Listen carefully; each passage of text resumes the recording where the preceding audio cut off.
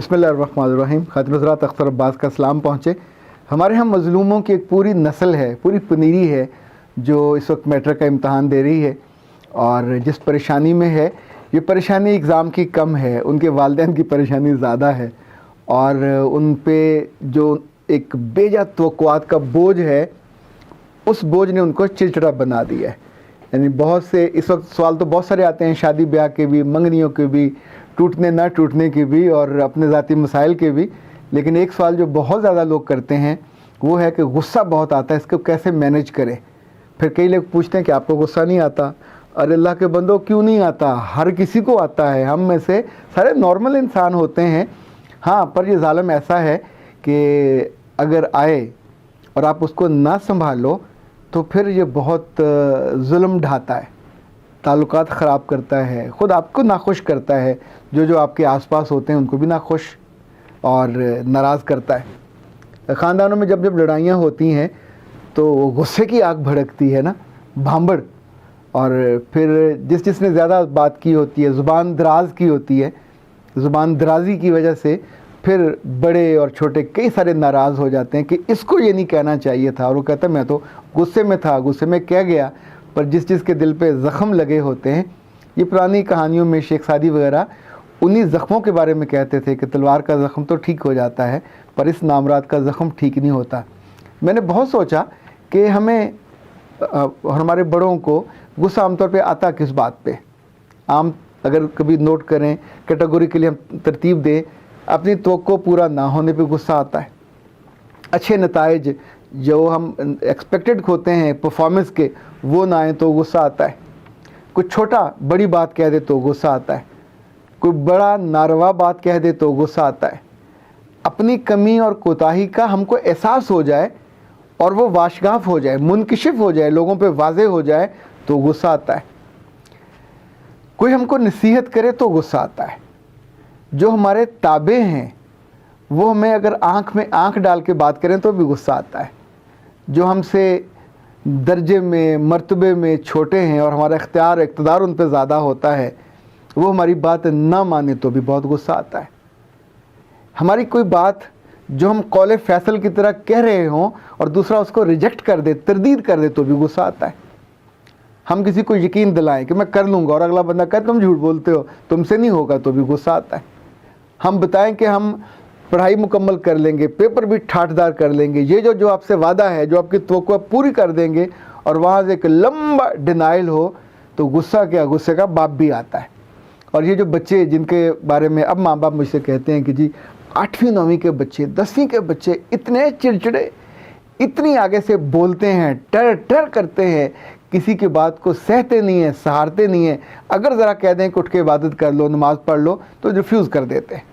اگر کہہ دو کہ صبح اٹھو 4 بجے 5 بجے، ہم تو اٹھ کے پڑھتے تھے، تو منہ میں تو یہی کہتے ہوں گے کہ تمہارا دماغ خراب تھا، میں نہیں اٹھتا، اور کہنے کے باوجود نہیں اٹھتے. جہاں جہاں غصہ موجود ہے اس کی ریزن سم ٹائم تو بالکل چھوٹی چھوٹی سی ہوتی ہے. ہاں، ہم سیاسی لوگوں کے غصے کی بات کریں تو انہیں کچھ اور لوگوں پہ غصہ آتا ہے. وہ بھی جب یہ منکشف ہو جاتے ہیں، لوگوں پہ واضح ہو جاتے ہیں، جب ان کی کوتاہی، کمی، کمزوری، فیصلے نہ کرنا، ان کے قابو چیزیں نہیں آ رہی ہوتی تو ان کو غصہ آتا ہے. ان کا جو دوسرا ہے فریق، مخالف کہہ لیجئے یا متحارب کہہ لیجئے، اگر وہ آگے بڑھ رہا ہو اور اس کی پذیرائی ہو تو غصہ آتا ہے. پر چونکہ میں تو اس غصے کے بارے میں بات کرنے لگا ہوں جو ہمارے گھروں میں ہمارے بچوں کو اور یا ہماری بیویوں کو یا ہمارے میاں کو آتا ہے، اس غصے کو کیا ہینڈل کیا جا سکتا ہے. نہ کریں، نکال لیں.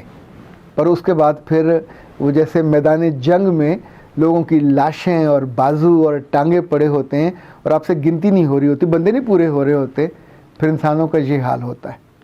یہ ظالم جب آیا کرے آپ کو جگہ چھوڑ دیا کرے.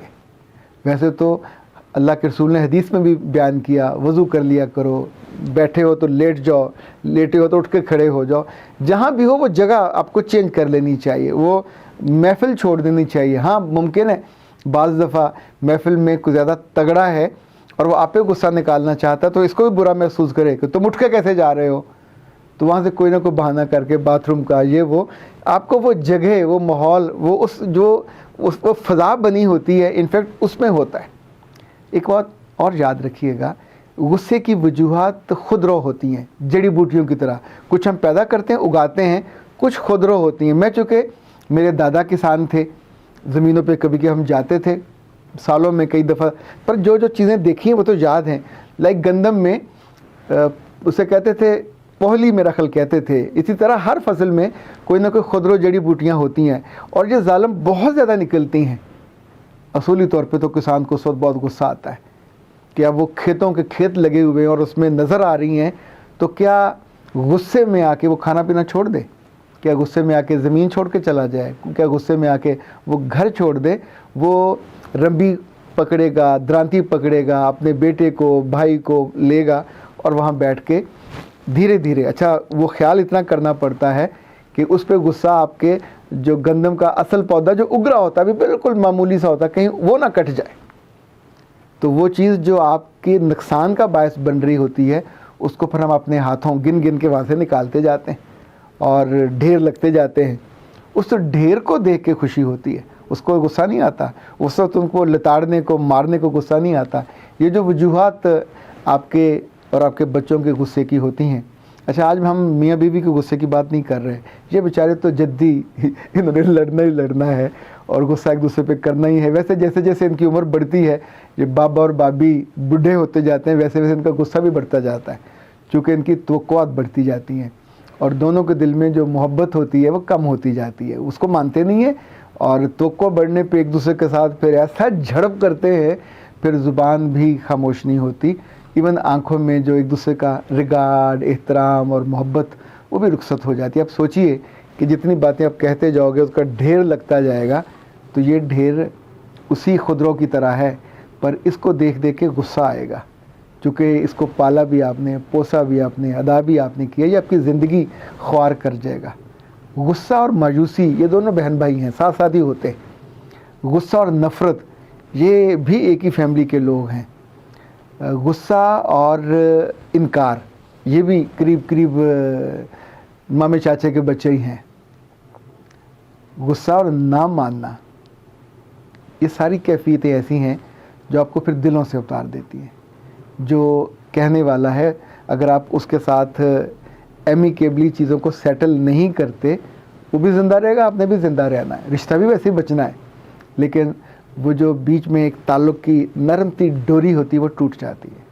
वो जो एहतराम होता है, वो जो रिगार्ड होता है, तो जब जब कभी आया करें, ये सोच लिया करें कि यू हैव टू पे द प्राइस, और ये प्राइस बहुत महंगा होगा अगर आपने ज़ुबान को दराज किया, ज़्यादा बढ़ा दिया और उस मौके पे अपने गुस्से को काबू में ना रखा, कंट्रोल ना किया, तो कितने ही रिश्ते और कितने ही मोहब्बत भरे ताल्लुक़ बिल्कुल नज़ाकत वाले, वो सारे आपके अपने हाथों ज़ाया हो जाएंगे। वो टूट गई तड़क करके।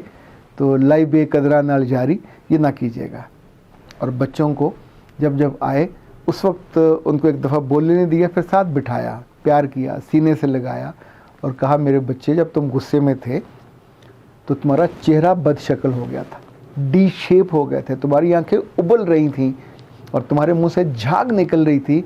कल किसी के सामने ये करोगे तो कोई तुम्हें दिल में अगर रखा भी होगा तो उठा के वो फेंकेगा जैसे हम कचरा फेंकते। किसी के दिल में रहना हो, किसी के रिश्ते में रहना हो, किसी की मोहब्बत में रहना हो, तो प्यार से रहते हैं, मान से रहते हैं, लिहाज से रहते हैं। इस पे कौन सा मान किया जा सकता? तो गुस्से पे, मैं बड़ा गुस्से वाला हूँ, मेरा अब्बा बड़ा गुस्से वाला है। ऐसे अब्बे और कब्बे सारे के सारे कल्ले रह जाते हैं, अकेला। उनके साथ उनकी सगी औलाद आके नहीं बैठती, और उस उम्र में तो बीवियाँ भी नहीं बैठती। सो इन आदतों को ये छोटी उम्र में जो एग्ज़ाम से शुरू होती हैं, नाकामी को देख के होती हैं, तो को पूरी ना होने पे होती हैं, अपनी कमज़ोरी की वजह से होती हैं, 100 वजूहात इनकी जो हमने शुरू में गुनवाई, कुछ आपके पास भी वजह होंगी। अच्छा, मुमकिन है आप सारे बहुत ही रहम दिल हों, बहुत ही कभी ज़िंदगी में आपको गुस्सा आया ही ना हो, आप सब ने धनिया पी के ज़िंदगी गुजारी हो, क्योंकि जिन लोगों को शौक़ है तरदीद करने का हो सकते हैं, बिस्मिल्लाह, मुझे कोई एतराज़ नहीं है। मुमकिन है आप सब्ज़ धनिया ना पीते हो, आपने सूखा धनिया पिया हो और आपको ना आता हो गुस्सा। पर हम जैसे बहुत सारे हैं, हज़ारों नहीं है, लाखों में हैं, उनको तो आता है। उन्हीं से मैं बात कर रहा हूँ। तो ऐ प्यारे गुस्सा वालों, ये गुस्सा आपको प्यारा नहीं रहने देगा, कम प्यारा नहीं करेगा, बिल्कुल गैर प्यारा कर देगा। तो बेहतर है जो आप हैं, जो चाहते हैं, उसको मेंटेन करें। اور اپنی محبت کو مینیج کریں, اپنی سافٹنس کو مینیج کریں, اپنی پازیٹیوٹی کو مینیج کریں اور اپنے اچھے لفظوں کو مینیج کریں, اور اس نامراد کو بالکل جیسے فٹ بال کو کک مار کے دور پھینکتے ہیں, دور پھینکیں تاکہ آپ آسودہ رہو, سلامت رہو. اختر عباس کو اجازت دیجیے. السلام علیکم.